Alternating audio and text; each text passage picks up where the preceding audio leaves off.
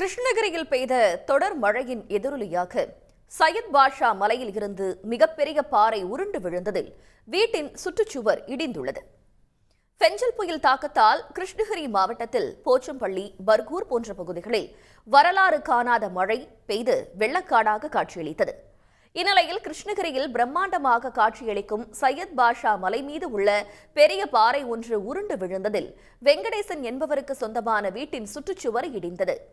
வீட்டின் சுற்றுச்சுவர் மீது பெரிய பாறை உருண்டு விழுந்ததில் அந்த பகுதி மக்கள் அச்சமடைந்திருக்கிறார்கள். சரியாக 4:30 மணிக்கு இந்த பாறை அப்படியே கொஞ்சம் கொஞ்சமாக சவுண்ட் கீழே விழுதுங்க.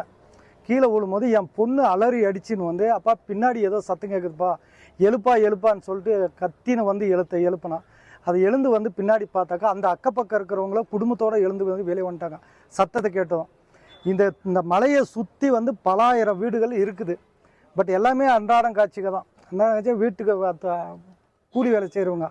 பட் இருக்குது அவங்களுக்கு ஒரு நல்ல நிவாரணம், உரிய பாதுகாப்பு கொடுக்கும். தகவல் அறிந்து வந்த வட்டாட்சியர், காவல் துணை கண்காணிப்பாளர் உள்ளிட்டோர் சம்பவ இடத்தில் ஆய்வு மேற்கொண்டனர். பாறை உருண்டு விழுந்ததில் யாருக்கும் பாதிப்பு ஏற்படவில்லை. இருப்பினும் மலையின் உறுதித்தன்மையை ஆய்வு செய்ய வேண்டும் என்று பொதுமக்கள் வலியுறுத்தியுள்ளனர்.